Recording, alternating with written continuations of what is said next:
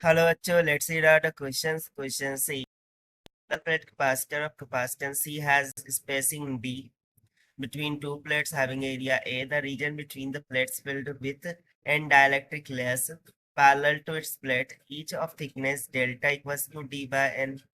The dielectric constant of the mth layer is K. M is equals to K 1 plus M by N for a very large N, very greater than to 10 to the power 3.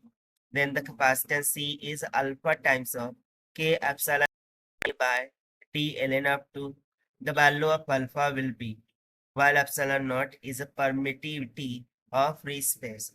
So यहाँ पर simply हम बोला जा रहा है कि कुछ इस तरीके से, ओके लेट्स सपोज कि कुछ इस तरीके से एक पैरेलल प्लेट कैपेसिटर है, उसको फिल किया जाता है विद डाइलेक्ट्रिक का कांस्टेंट है के बराबर, एरिया ऑफ प्लेट ए के बराबर है और स्पेसिंग बिटवीन द प्लेट वो डी के बराबर है। अब इन पैरेलल प्लेट्स के बिटवीन जो प्लेट फिल की जाती है वो एन डाइलेक्ट्रिक लेस है, जिसकी थिकनेस हमें दे रखा है delta equals to D by capital N के इक्वल, और जो डाइलेक्ट्रिक कांस्टेंट है के एम, उसका इक्वेशन हमें यहाँ पर दिखाया गया है जो कि बहुत ही लार्ज है।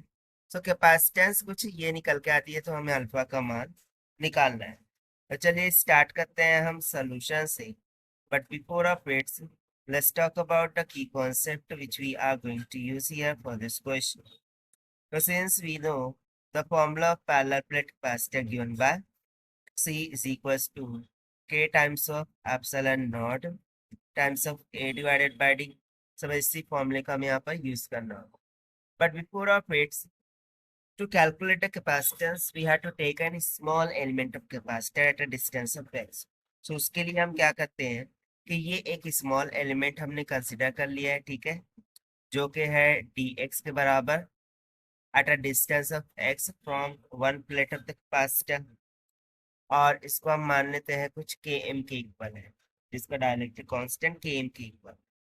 सो यदि मैं इसकी कैपेसिटेंस को लिखूं by using this formula, so we can just write the small element capacitance will be dc is equals to epsilon naught times of km into a divided by a d of x. So as per the given, delta is equals to d divided by n. इसको आप मान लीजिए equation number first. Similarly हम km is equals to दे रखा है 1 plus okay k times of 1 plus m upon n, इसको आप मान लीजिए इक्वेशन नंबर 2। सो यहाँ से हम एक रिलेशन फाइंड आउट कर सकते हैं कि भाई x बाय m ये इक्वल्स टू हो जाएगा t बाय m, इसको हम मान लेते हैं इक्वेशन नंबर 3। ये हमने डायग्राम से निकाला है। So for series combination of capacitors, if we calculate the formula, so series combination के लिए equivalent क्या हो जाएगा 1 by c equivalent, and that will be equals to integral of 1 by dc. इसको आप मान लीजिए इक्वेशन नंबर 4। तो substituting the value of 1 by dc here will get integration of, देखिए कहाँ से कहाँ तक इंटीग्रेट करना होगा, सो 0 से d तक इंटीग्रेट करना होगा, और dc का मान हम यहाँ सब्स्टिट्यूट कर देंगे, that is dx divided by km epsilon not times a, क्योंकि ये 1 बाय डी सी है इसीलिए dx ऊपर चला गया और ऊपर न्यूमरेटर वाली टर्म डिनोमिनेटर में। ना after putting the value of k, यानी कि अब हम वैल्यू ऑफ km को सब्स्टिट्यूट करेंगे जो कि हमने इक्वेशन में लिख रखी है। सो ये हो जाएगा 1 by C equal equals to integral 0 टू d dx डिवाइडेड में हो जाएगा k times of epsilon not times of a into the bracket 1 plus m over n के बराबर। So this must be equals to integration of 0 टू d, यहाँ पर हो जाएगा dx divided by k times of epsilon not times of a times of 1 plus x over d। अब यहाँ पर हमने x ओवर d कहाँ से लिखा है, इक्वेशन थर्ड से, because since here we are doing let m is equals to x, ठीक है। ऐसे इक्वेशन थर्ड का यूज करते हैं हमने यहाँ पर ये लिखते हैं। अब इसको फर्दर हम सिंप्लीफाई करते हैं, तो हो जाएगा इंटीग्रेशन ऑफ 0 टू डी, यहाँ पर हो जाएगा डी ऊपर चला जाएगा into d of x divided by k times of epsilon not times of a into में डी प्लस एक्स, क्योंकि हमने डी को ऊपर लेके चले गए हैं।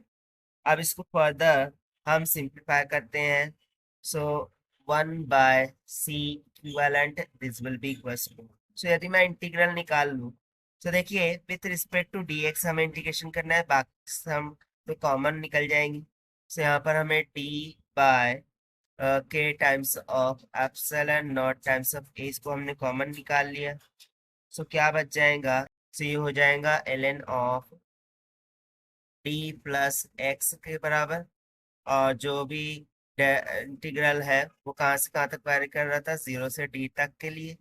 सो ये हो जाएगा d divided by k times of epsilon not times of a into ln of upper limit को पुट करेंगे, सो d प्लस t हो जाएगा, then minus of lower limit को पुट करेंगे, सो ln ऑफ d हो जाएगा।